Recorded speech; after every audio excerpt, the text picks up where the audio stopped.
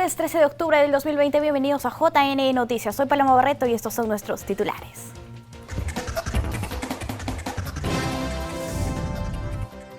Con miras a elecciones generales, RENIEC preseleccionó a los miembros de jurados electorales especiales.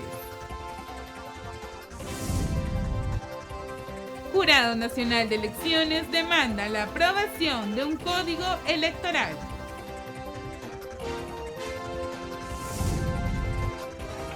Conozca en detalle el cronograma de las elecciones internas de las organizaciones políticas.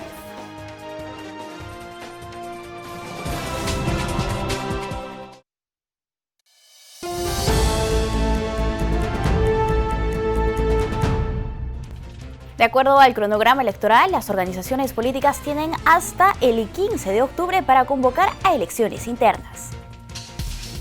En el marco del proceso comicial 2021, el Jurado Nacional de Elecciones recuerda a las organizaciones políticas que el periodo para convocar a comicios internos va desde el 12 hasta el 15 de octubre.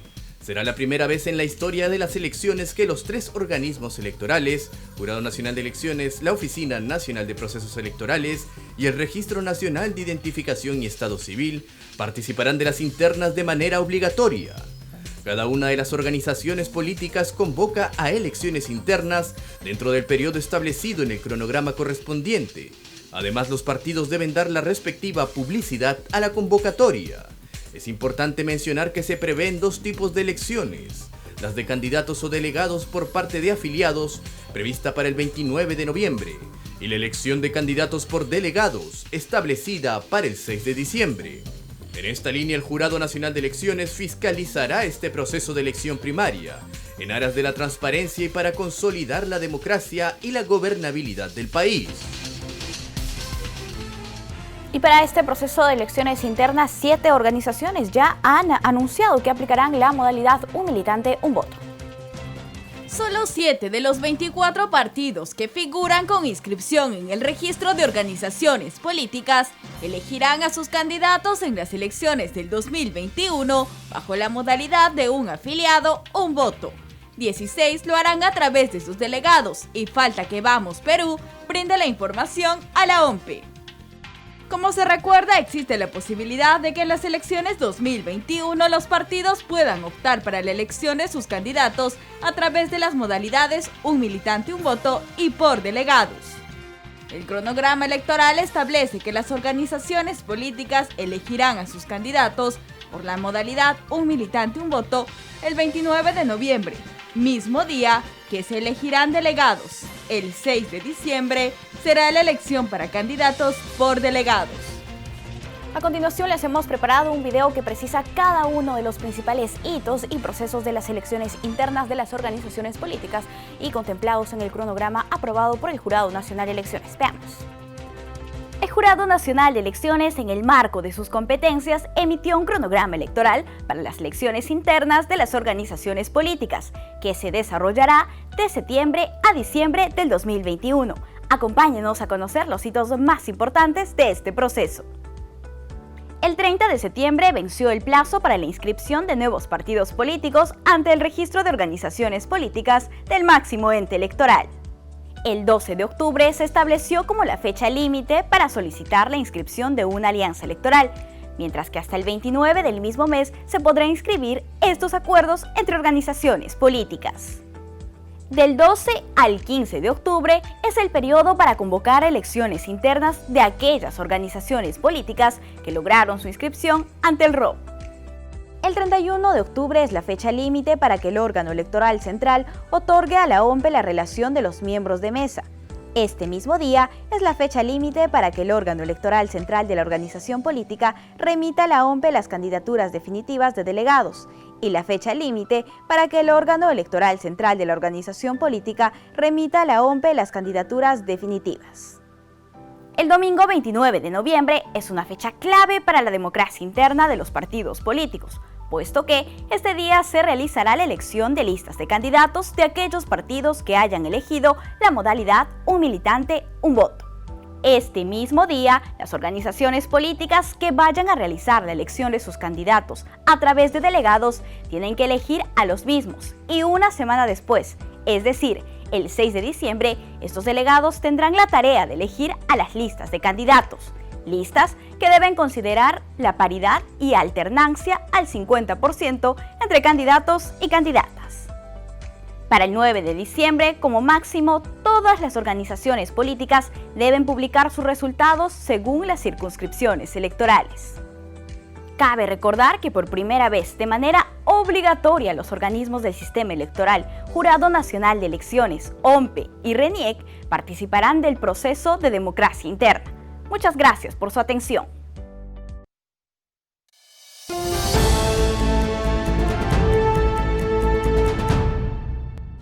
Ahora tenemos información de las elecciones generales del 2021.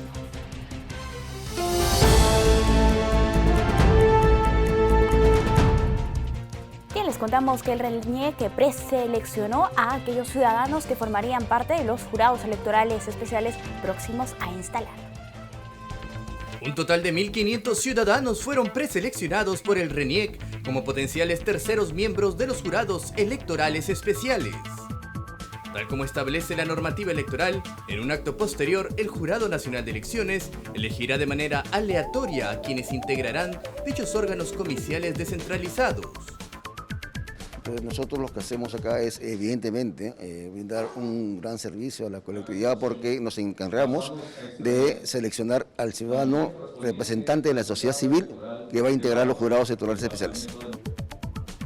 El sorteo se llevó a cabo con la presencia de los representantes del Jurado Nacional de Elecciones, la Oficina Nacional de Procesos Electorales y el Registro Nacional de Identificación y Estado Civil, además de la notaria pública de Lima, Ruth Alessandra Ramos Rivas. Bueno, la ley dispone que estos ciudadanos, miembros de la sociedad civil, son seleccionados teniendo en cuenta una serie de características o requisitos. Entre ellos, el tema de la edad. Se considera el universo de los ciudadanos que tengan entre 35 y 70 años de edad como máximo. Además que cuenten con el mayor grado de instrucción en su respectiva mesa de votación. También se excluye a aquellas personas que han sido inscritas o candidatos en un partido político en los últimos 4 años y también se excluye a los miembros de las Fuerzas Armadas. De acuerdo con la resolución número 0305-2020, el Jurado Nacional de Elecciones dispuso la instalación de 60 jurados electorales especiales en todo el país para impartir justicia electoral en primera instancia. Se seleccionó a 25 ciudadanos por cada jurado electoral especial. Cada órgano será integrado por un juez superior designado por la Corte Superior de Justicia correspondiente, un fiscal superior nombrado por la Junta de Fiscales Superiores de la respectiva jurisdicción y por un ciudadano elegido por sorteo en un acto público desarrollado por el Jurado Nacional de Elecciones. En el marco de las elecciones generales, conozca en la siguiente nota cuáles son los requisitos que establece la ley para ser candidato a la presidencia de la República y miembro del Parlamento. El próximo 11 de abril, todos los peruanos acudiremos a las urnas y elegiremos a la fórmula presidencial, congresistas y representantes ante el Parlamento andino, quienes permanecerán en el cargo durante 5 años. Quienes postulen a estos puestos deben cumplir con los siguientes requisitos. En el caso de candidatos al cargo de presidente y vicepresidentes de la República, se requiere ser peruano de nacimiento, tener como mínimo 35 años de edad, gozar del derecho de sufragio, estar inscrito en el RENIEC y haber sido elegido al interior de la organización política en elecciones internas. Para ser candidato al Congreso de la República o al Parlamento andino, todo ciudadano requiere ser peruano de nacimiento, tener como mínimo 25 años cumplidos a la fecha límite para la presentación de la solicitud de inscripción de las listas de candidatos, gozar del derecho de sufragio, estar inscrito en el RENIEC, haber sido elegido al interior de la organización política en elecciones internas o designado por la misma. La norma también establece que el candidato a la presidencia de la República no puede integrar la lista de candidatos al Congreso de la República ni la lista de candidatos al Parlamento andino.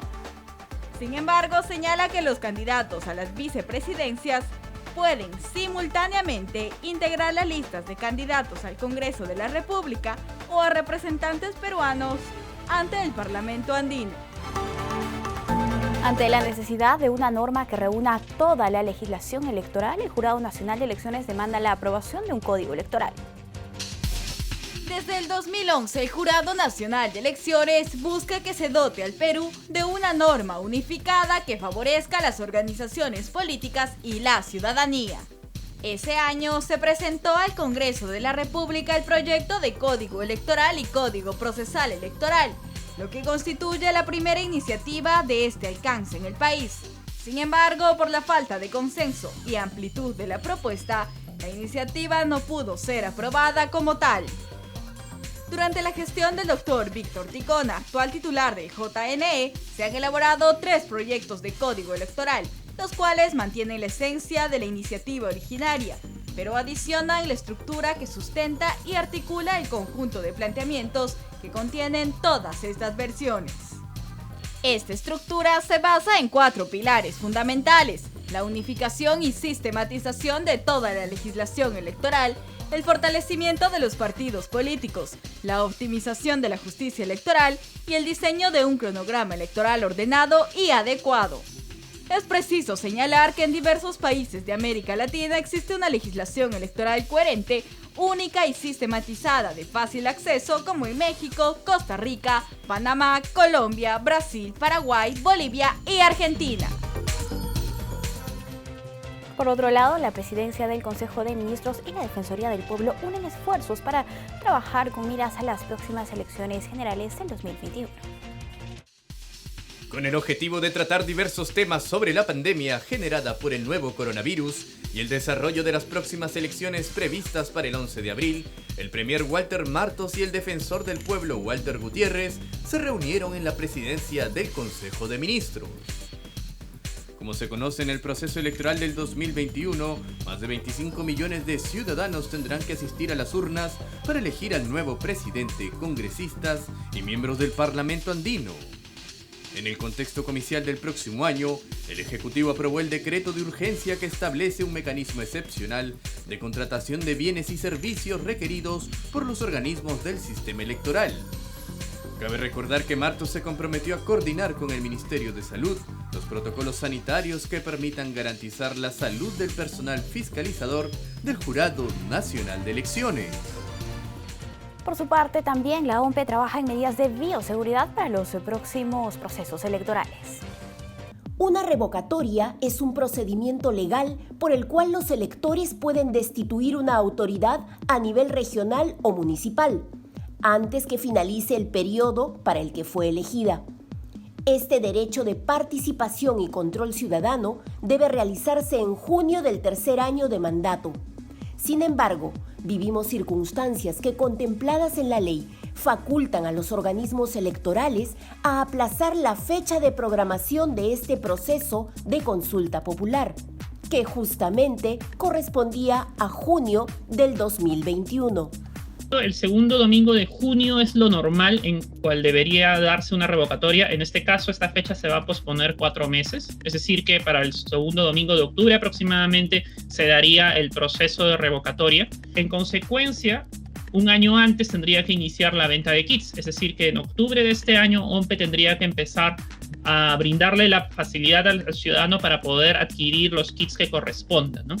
La resolución del Pleno del Jurado Nacional de Elecciones se sustenta en la cercanía del proceso de revocatoria con las elecciones generales de abril del 2021 y evidentemente la coyuntura sanitaria que atravesamos. Estamos ciñéndonos más o menos a lo que establece ya la ley, pero obviamente incluyendo ciertas modificaciones que nos permite la misma norma para poder salvaguardar la salud de las personas, ¿no? Y sobre todo, ponerle la mayor cantidad de recursos y esfuerzos al proceso que tenemos en ciernes, que es el proceso de elecciones generales 2021. Es que movilizar para las elecciones generales a más de 24 millones de peruanos requiere mayores esfuerzos en esta coyuntura de pandemia. Además, la recolección de firmas de un 25% de adherentes de la circunscripción para lograr un proceso de consulta de revocatoria es un riesgo de aglomeración y contagio que en este instante debe evitarse. El hecho de que la cercanía con el proceso de elecciones generales obligaba a que de forma responsable y aplicando estrictamente lo que dice la ley, se pueda posponer el proceso más pequeño, que es el de revocatoria, para poder, digamos, dar todos los esfuerzos y prestarle total atención al proceso de elecciones generales 2021, proceso que es el más cercano y proceso que se debe llevar con éxito para poder llegar a un cambio de mandato al 28 de julio del próximo año. El proceso está garantizado por los organismos electorales. El derecho a la consulta de revocatoria se concretará de todas maneras. Solo se postergó, de acuerdo a ley, para otorgarle a la ciudadanía no solo la transparencia de siempre, sino todas las medidas sanitarias que se requieren.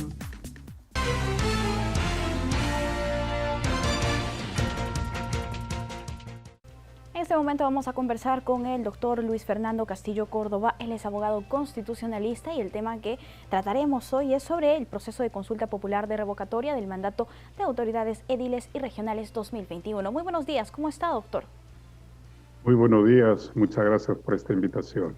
Doctor, para que nos comenten qué consiste esta revocatoria, este proceso de consulta popular.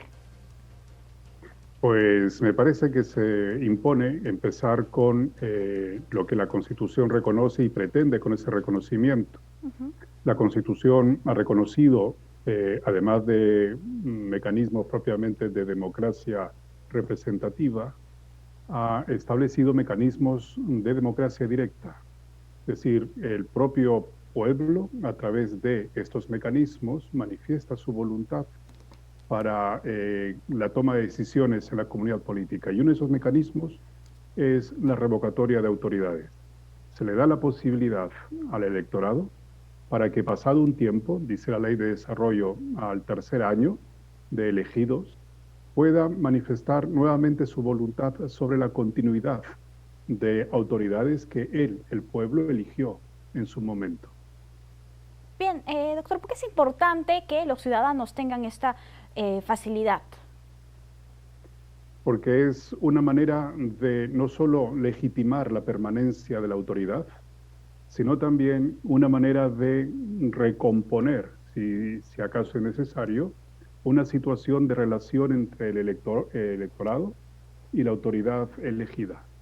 Bien. Porque no siempre existe esa correspondencia y hay las veces en las que el electorado tiene la necesidad de cambiar a su autoridad y este mecanismo institucional permite precisamente que aquello se desenvuelva con las reglas previstas. En el marco de la democracia que tenemos en nuestro país, para que nos comente qué autoridades se pueden ser revocadas. Pueden ser revocadas aquellas autoridades que son elegidas por voto popular, presidente regional, vicepresidente regional, consejeros regionales, alcalde, regidores y jueces de paz en aquellas circunscripciones en las que haya habido votación para su elección. ¿Qué pasa con la municipalidad, el gobierno regional, cuando una autoridad es revocada? Pues que aquella autoridad deja de tener el mando, el mandato que se le ha revocado, y es sustituida por otra autoridad. Por otra autoridad, si es el caso del presidente regional, le sustituye el vicepresidente regional. Si es el caso que vacaron al vicepresidente regional, le sustituye uno del Consejo Regional a elección del propio Consejo Regional. Algo similar ocurre con el alcalde. El alcalde revocado es sustituido por el vicealcalde o teniente alcalde y si este fuese el destituido o el revocado por el elegido entre los regidores de la municipalidad. Bien, ¿cuál es el procedimiento para este proceso de consulta popular? Pues la ciudadanía necesitará organizarse, formar una asociación de revocatoria que se inscribirá en el Jurado Nacional de Elecciones. El Jurado Nacional de Elecciones servirá un plazo para adquirir los formularios, que suele llevar el nombre de kit, que es una suerte de formulario donde van a identificarse los promotores de la revocatoria y sobre todo van a conseguir, ¿no?, a incorporar las firmas que se necesitan para iniciar el proceso de revocación. Y entonces, una vez que esto se consiga, la ley establece que firmen los planillones por lo menos 25% del número de electores que tenga la circunscripción electoral. Una vez que eso se consiga, se presenta ante la ONPE. No hay necesidad, dice la ley, de probar las causas que se invocan para la revocación, solo es necesario justificarlo, porque queremos que la autoridad, el alcalde, etcétera, sea revocado. No hay necesidad de de probar lo que se alega. Ingresada esta solicitud a la ONPE decide en un plazo de 30 días si el proceso continúa, y si no, aquello se apela al Jurado Nacional de Elecciones, y el Jurado Nacional de Elecciones en última instancia decidirá, ¿no?, si prosigue o no prosigue. Claro. ¿Cuántas firmas se requiere para solicitar la revocatoria de una autoridad? Se está establecido que al menos el 25% del número de electores de la circunscripción electoral. ¿Y en el caso de los votos, doctor? Esto para iniciar el proceso, y en caso de los votos, para que una autoridad efectivamente se dé por revocada, se necesita que hayan votado en ese sentido más del 50% del número de votos válidamente emitidos en el acto electoral. Listo, estamos próximos ya a un proceso de consulta popular de revocatoria y nos encontramos en el marco de una pandemia, de una crisis sanitaria que podría afectar de repente este proceso, o por lo menos la recolección de las firmas. ¿Qué se debería hacer al respecto? ¿Se podría legislar para dar alguna facilidad? Sí, efectivamente, las circunstancias que hoy vivimos son extremadamente excepcionales y además graves también, y que va a afectar no solamente a este proceso convocado, ¿no?, abierto de revocatoria, sino también al proceso que en abril de elección de congresistas y presidentes hay convocado. Se necesita sin duda pensar en medidas que, lejos de desalentar la participación de la ciudadanía, le aliente, y le aliente con un marco que le dé seguridad, que no va a contraer el virus, y que le permita, por tanto, con plena libertad acudir. Más difícil va a ser probablemente el conseguir medidas para promover que la ciudadanía que esté interesada pueda con su firma mostrar su voluntad de adhesión a una solicitud de revocatoria. Posiblemente haya que habilitar firmas electrónicas que no necesariamente permitan o exijan el contacto directo. Claro. Y para cuando esta elección de revocatoria acontezca, esperemos que la vacuna lleve ya varios meses en el Perú, porque entiendo, según lo dispone la ley, ocurre el segundo domingo de junio del tercer año. Y entonces para junio del próximo año, pues esperemos que haya llegado varios meses antes la vacuna a este país. ¿Cuándo se realizará esta próxima consulta popular aquí en nuestro país, doctor?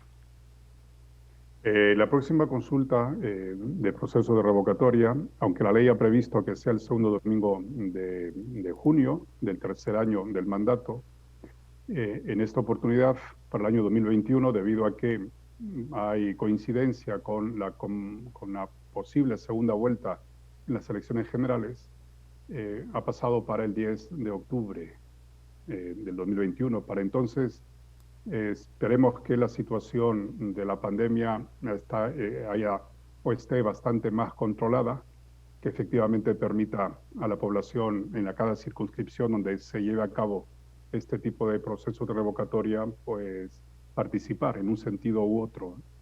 Así es, doctor. Bien, si vemos un poco el panorama de elecciones o de consultas populares anteriores en nuestro país, ¿tenemos bastantes casos de revocatoria de autoridades? No en un número significativo, precisamente. Quizás alguno especialmente sonado fue lo que aconteció en Lima, pero no por materia propiamente electoral, sino por desgracia, por asuntos más bien ligados a corrupción. Pero no son precisamente significativos el número de autoridades que son efectivamente revocadas. Listo. Bien, doctor, muchísimas gracias por acompañarnos aquí en JN Noticias. Un gusto conversar con usted.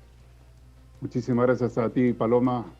Que todo vaya muy bien. Buenos días. Hasta una próxima oportunidad. Bien, amigos, nosotros vamos a hacer una brevísima pausa y al volver, más información para ustedes.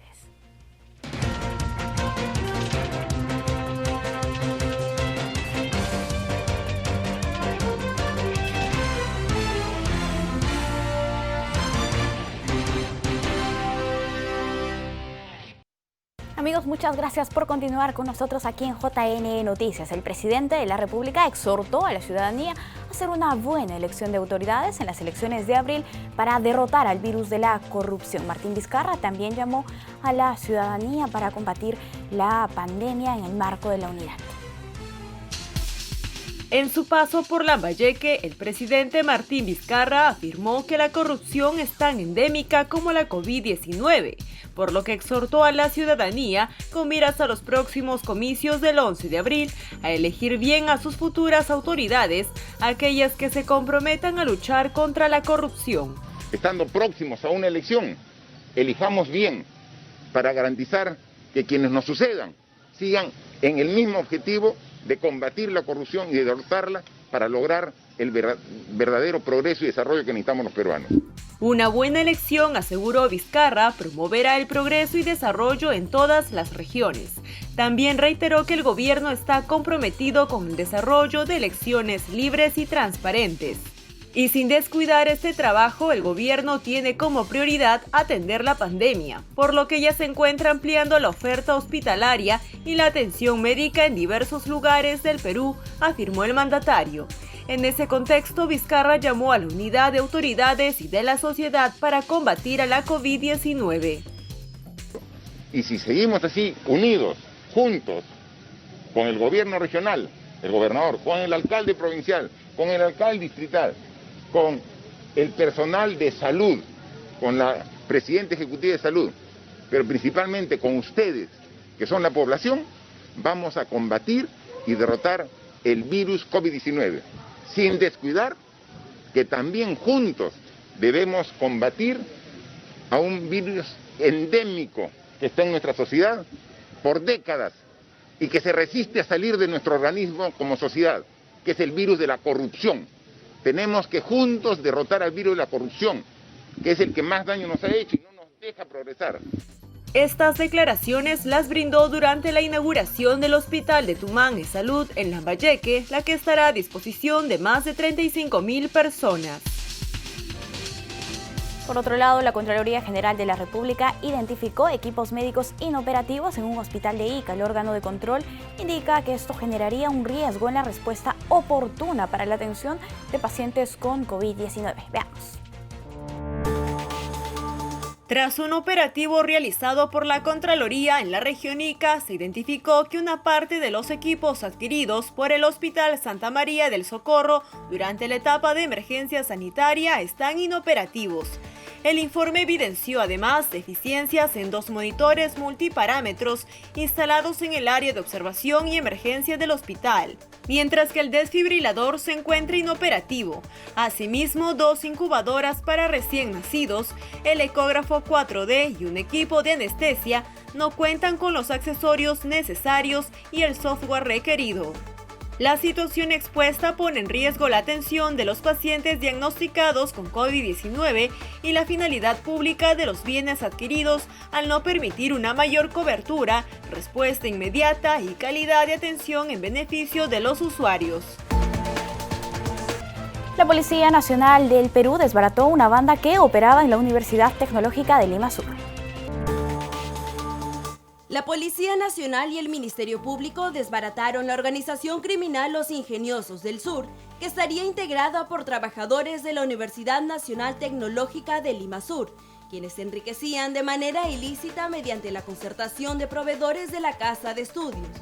El general Martín Parra, jefe de la Dirección contra la Corrupción de la Policía Nacional, explicó que los implicados venían realizando estos servicios de manera ilícita en los años 2018 y 2019. Por su parte, el fiscal Omar Tello, a cargo del operativo, dijo que la universidad habría sido perjudicada económicamente, con más de 800.000 soles producto de esta concertación entre estos malos funcionarios y los proveedores.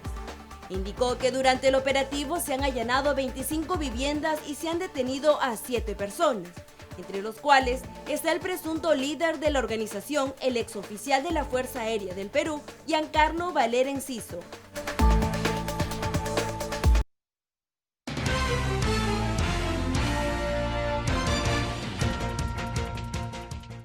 Ahora tenemos la entrevista con Wendy Ledesma, y es directora de la Autoridad Nacional de Protección del Consumidor de Indecopi. Para nosotros es un gusto saludarla. ¿Cómo está? Muy buenos días. Bienvenida a JNE Noticias.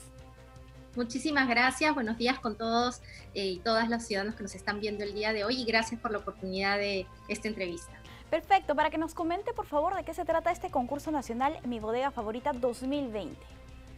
Así es, este concurso que estamos lanzando en el Indecopi se enmarca en la conmemoración de los 10 años de entrada en vigencia del Código de Protección y Defensa del Consumidor, que entró en vigencia el 2 de octubre del 2010, y nosotros lo que buscamos es premiar, reconocer el esfuerzo de nuestras bodegueros y bodegueras que en pandemia han podido mantener de manera sostenible sus servicios y evidentemente brindan servicios de calidad.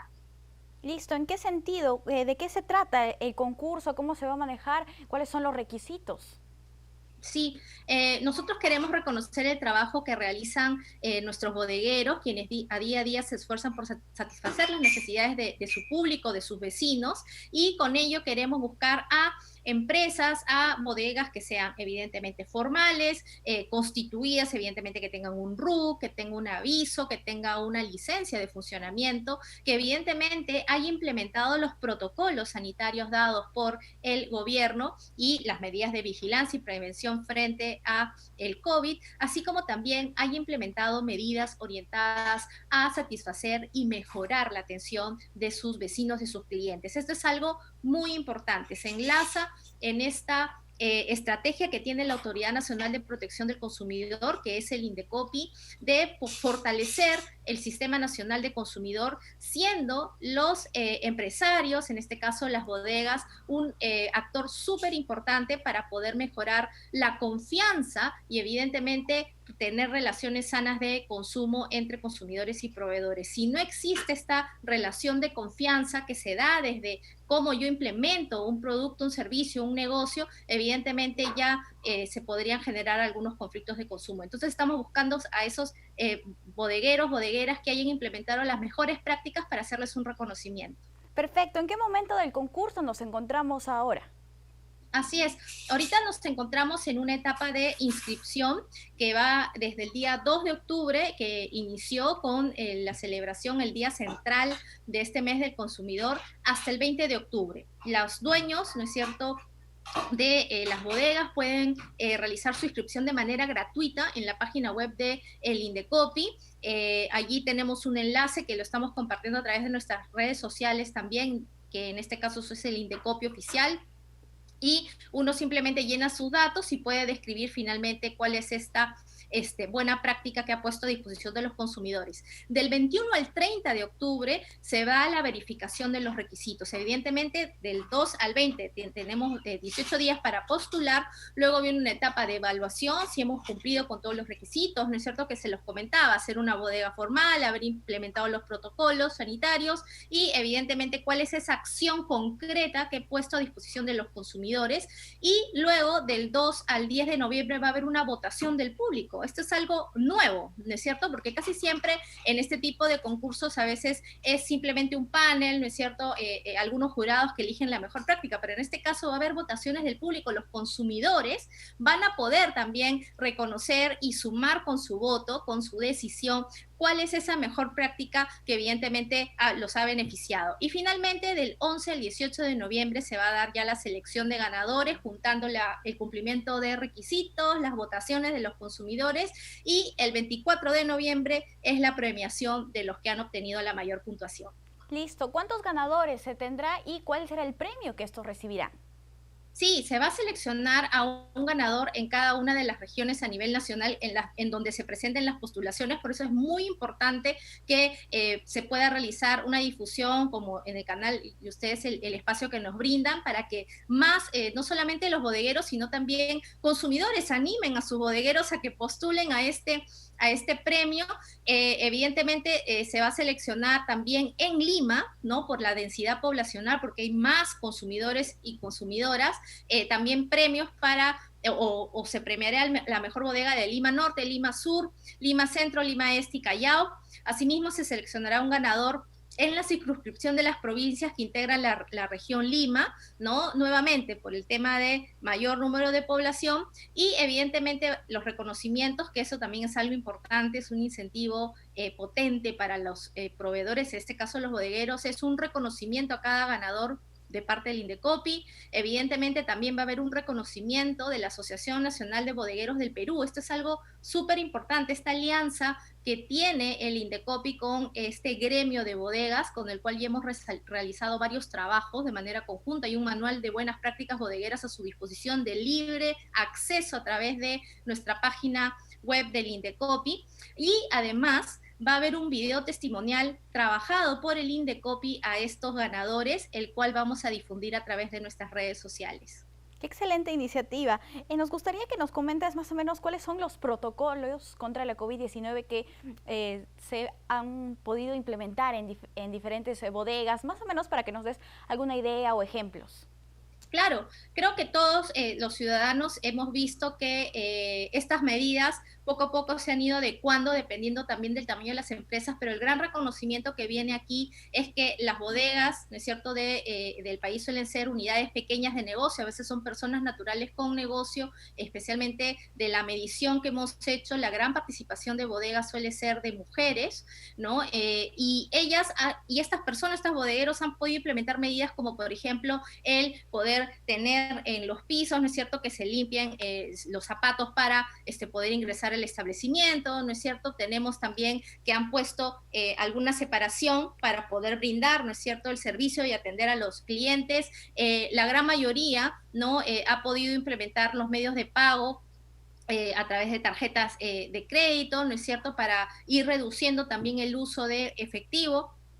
Y evidentemente así se han ido haciendo esos ajustes, ¿no? Además de incorporar temas ya normativos, ¿no? O sea, no es una buena práctica que tengas el libro de reclamaciones. El libro de reclamaciones es una obligación, es un tema normativo, ¿no? Pero, por ejemplo, que hayas, bueno, tienes que contar con una lista de precios también, ¿no es cierto?, para poder ver lo que están los productos exhibidos, pero evidentemente, por ejemplo, brindar más información a los consumidores. Se han dado casos, hemos tomado conocimiento por el gremio de bodegas, que, por ejemplo, hay algunos bodegueros que como ya tienen y conocen a sus vecinos, por WhatsApp le dicen, ¿tienes este producto?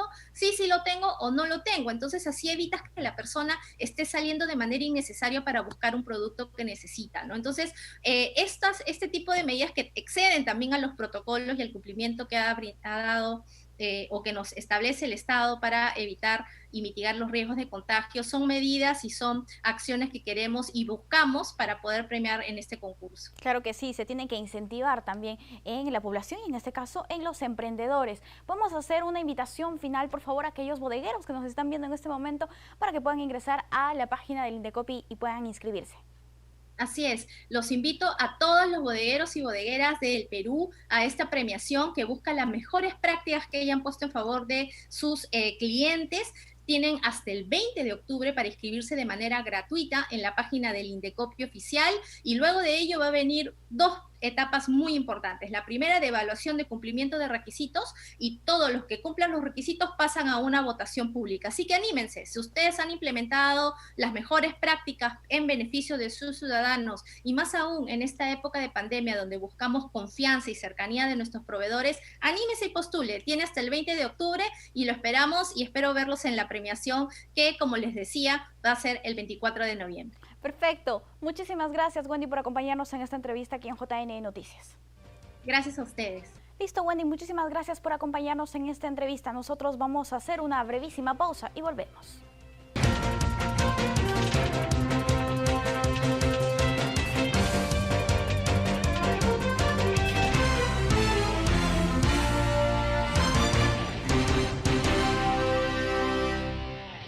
Ahora tenemos para ustedes información oficial de la COVID-19. Ana Bendezú nos informa. Adelante. Bienvenidos. Desde la agencia Noticias Andina, estas son las 5 noticias del día.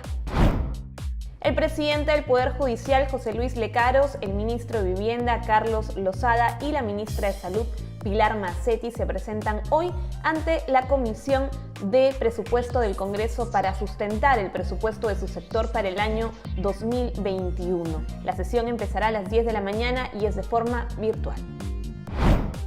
El jueves 15 de octubre vence el plazo para que los partidos que participarán en las próximas elecciones generales convoquen a comicios internos a fin de elegir a sus candidatos a la presidencia, vicepresidencia, Congreso y Parlamento andino.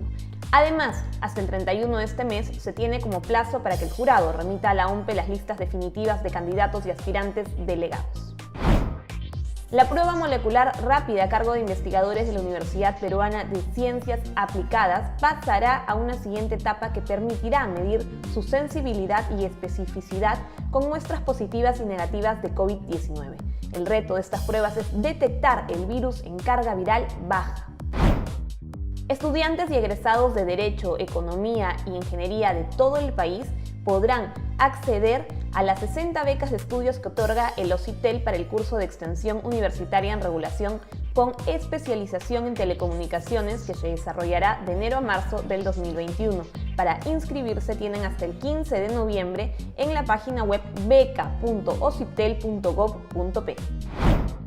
La selección peruana juega hoy ante Brasil por las clasificatorias Qatar 2022 en el Estadio Nacional a las 7 de la noche. Raúl Ruiz Díaz y Alex Valera no podrán estar en la blanquirroja por salir con prueba positiva al COVID-19. No se olviden que el desarrollo de estas y otras noticias las pueden encontrar en todas nuestras plataformas digitales y por supuesto pueden visitar andina.p. El Ministerio de Educación informó que todos los estudiantes que han cursado este año escolar al próximo año podrán pasar al siguiente grado. El Ministerio de Educación informó que todos los estudiantes de colegios particulares y privados pasarán el año escolar, pero con condiciones previas, permitiéndoles matricularse en el 2021 en el grado siguiente. En el caso de inicial y primer grado, se realizará una promoción automática y en el resto de grados se realizará una promoción guiada, es decir, con estudios complementarios. Los niños pasarán al siguiente grado, pero deberán realizar una prueba para comprobar si cumplieron los objetivos de logro. Al finalizar el 2020, se registrarán las calificaciones solo para las competencias para los cuales los estudiantes hayan logrado los niveles de logro esperado. Sin embargo, los que no puedan completar por diversas condiciones deberán nivelarse el próximo año.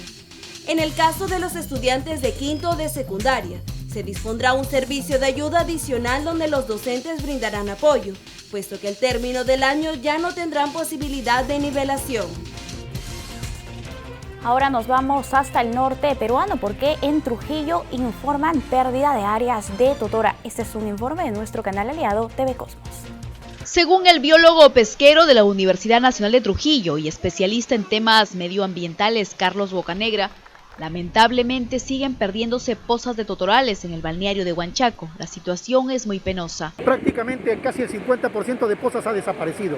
Ya, entonces estamos ante una situación bien crítica y más bien deberíamos de preocuparnos para que el turismo se reactive. ¿A quién tenemos que apoyar? La pesca. Como una forma de llamar la atención de las autoridades, pescadores de este balneario hicieron una especie de cadena humana para protestar ante la inminente destrucción de la zona de reserva de los totorales, los descendientes directos de la cultura mochica chimú. Más del 50% de pozas de totora se han perdido en el balneario de Huanchaco. Los pescadores artesanales están pidiendo que el Estado se interese por proteger esta reserva natural. Está la belleza escénica que tiene la reserva, ese es en primer orden. En segundo orden, están colocados y pueden ocasionar un accidente, porque son de postes de cemento y no tienen mucha profundidad.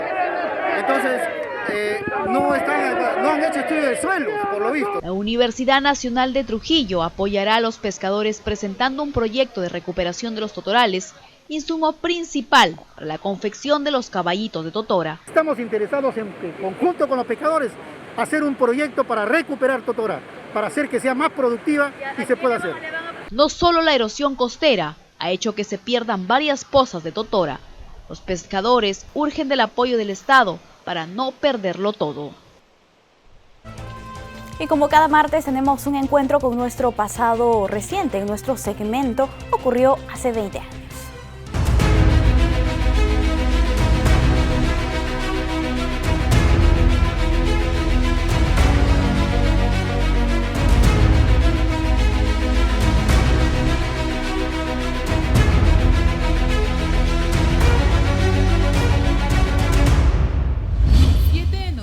Del 2000, gana las elecciones presidenciales de Estados Unidos el candidato republicano George Bush, dejando atrás al demócrata Al Gore.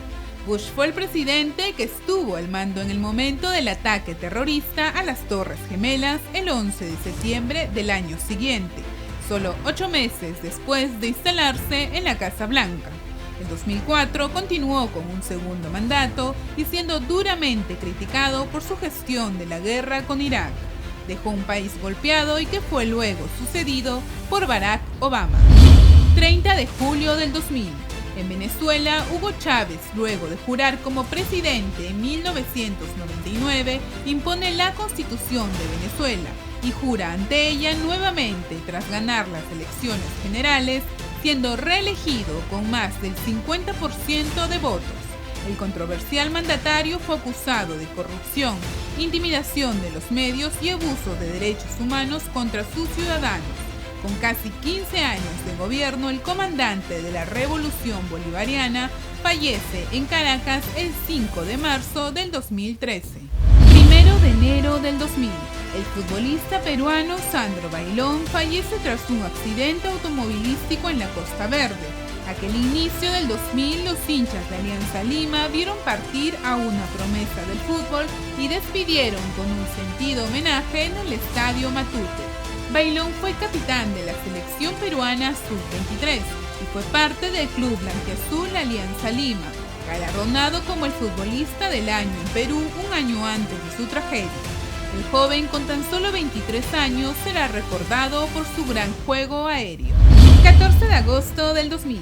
Se estrenó la serie educativa de dibujos animados Dora la Exploradora, creada por Chris Gifford, Valerie Walsh y Eric Weiner. Fue transmitida por Nickelodeon. Esta serie estadounidense cuenta las peripecias de una niña de 7 años que en cada episodio emprende un viaje buscando algo que perdió.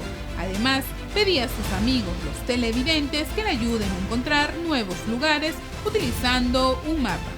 Fue traducido a más de 18 idiomas, llegando a más países. Actualmente inspiró la realización de una película estrenada el año pasado. Es momento de nuestro bloque internacional.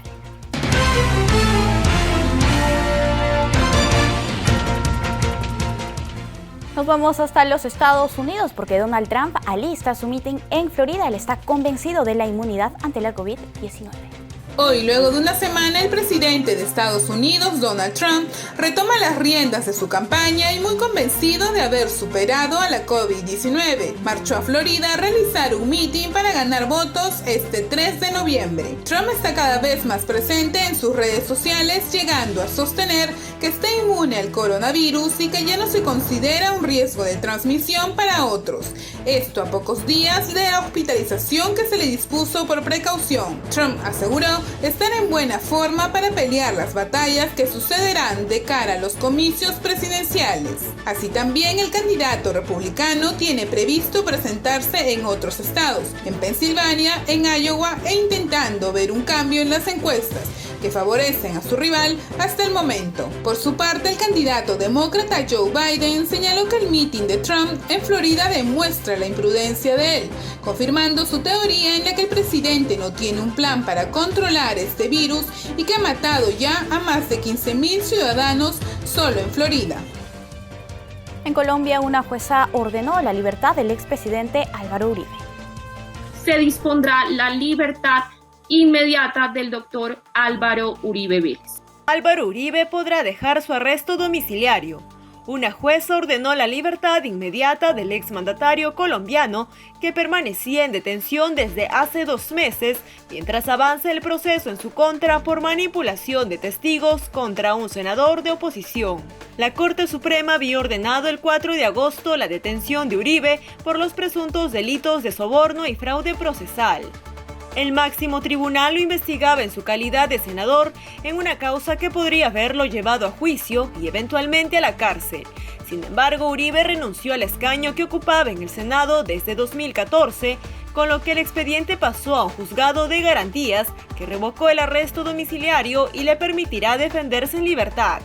Uribe, quien siempre ha alegado inocencia, es el político colombiano más influyente del siglo y a la vez el primer exmandatario detenido en la historia de Colombia. Además, es líder del Centro Democrático, el partido en el poder, y mentor del presidente Iván Duque.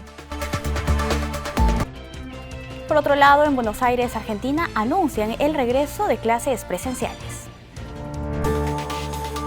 El Consejo Federal de Educación de Buenos Aires, Argentina, aprobó por unanimidad los nuevos indicadores que regirán para definir la vuelta a clases presenciales, suspendidas en casi todo el país desde el 16 de marzo. Sin embargo, luego de largas horas de discusión, de revisión de artículos y cuestionamientos, los funcionarios provinciales elevaron la voz y cuestionaron al ministro de Educación, Nicolás Trota, la postura de avanzar en el peor momento de la pandemia, cuando durante meses casi todo el interior estuvo exento del virus. Cabe resaltar que solo podrán volver a clases las ciudades con bajo riesgo y enumeran 9 condiciones que deben cumplirse. Entre ellas, evaluar la forma de transporte de estudiantes y docentes para que no haya traslado interprovincial, la capacitación al personal docente y no docente, y dar una alternativa a los chicos que sufren enfermedades preexistentes. La ciudad de Buenos Aires tiene un régimen de gobierno autónomo y aunque aún no hay precisiones en cuanto a la reapertura, el gobierno habilitó a cada provincia para que defina su fecha en cuanto lo vea apropiado.